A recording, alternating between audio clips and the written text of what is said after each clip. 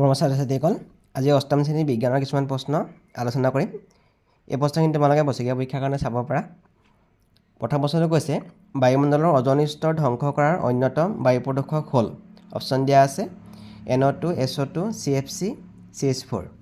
এইটো হৈছে অজন স্তৰ ধ্বংস কৰা অন্যতম বায়ু প্ৰদূষক হ'ল CFC, মানে ক্ল'ৰ'ফ্ল'ৰ কাৰ্বন।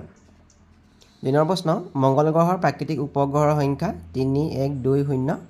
মংগল গ্ৰহৰ প্ৰাকৃতিক উপগ্ৰহৰ সংখ্যা হ'ব 2টা।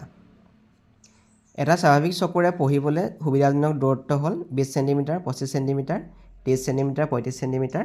ইয়াৰ শুদ্ধ উত্তৰ হ'ল 25 চেণ্টিমিটাৰ।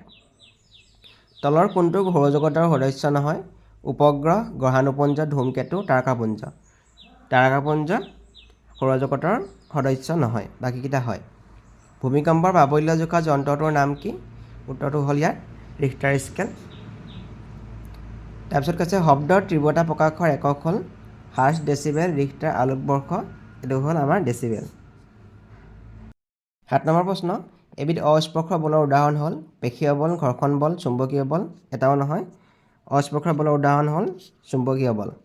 চাপ সমান তলৰ কোনটো শুদ্ধ? চাপ সমান বল বাই ক্ষেত্ৰফল। চিটো ইয়াত শুদ্ধ। আপতন কোণ, প্ৰতিফলন কোণ সমান সদায়, কেতিয়াবা, বিশেষ অৱস্থাত, কেতিয়াও নহয়। আপতন কোণ আৰু প্ৰতিফলন কোণ সদায় সমান। এইটো হ'ল এই নম্বৰটো। কাৰ মাতৰ কম্পনাংক কম হ'ব? পুৰুষ, মহিলা, কেঁচুৱা ল'ৰা, কেঁচুৱা ছোৱালী। এইটো হ'ব পুৰুষ। তলৰ কোনটো সেউজগৃহৰ গেছ নহয়? মিথেন, ছালফাৰ ডাই অক্সাইড, নাইট্ৰজেন, কাৰ্বন ডাই অক্সাইড। নাইট্ৰজেনটো সেউজগৃহ গেছ নহয়।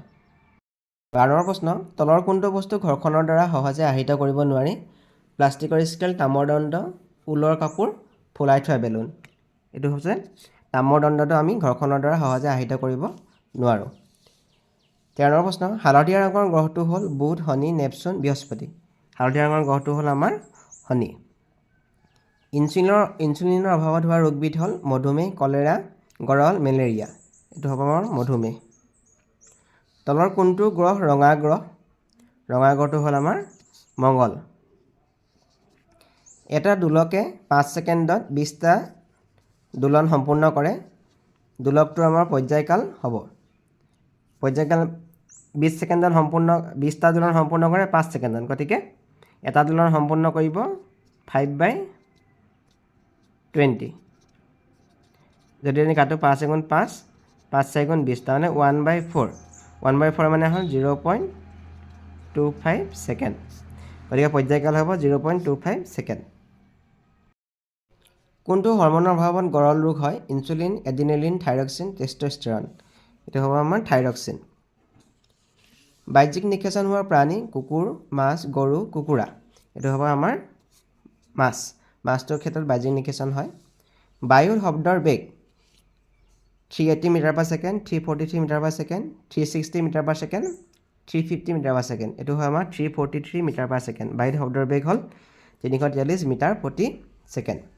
পানীত শব্দৰ বেগ 330 মিটাৰ/ছেকেণ্ড, 1100 মিটাৰ/ছেকেণ্ড, 1480 মিটাৰ/ছেকেণ্ড, 1000 মিটাৰ/ছেকেণ্ড। এইটো হ'ব আমাৰ 1480 মিটাৰ/ছেকেণ্ড। 1 মিনিটত বস্তু এটাৰ 360 বাৰ কম্পন হ'ল। বস্তুটোৰ কম্পনাংক কিমান হ'ব? অপশ্যন দিয়া আছে 10 হাৰ্টজ, 60 হাৰ্টজ, 16 হাৰ্টজ, 6 হাৰ্টজ। 360 বাৰ কম্পন হ'ল। গতিকে আমাৰ পৰ্যায়কালটো উলিয়াই লওঁ আমি।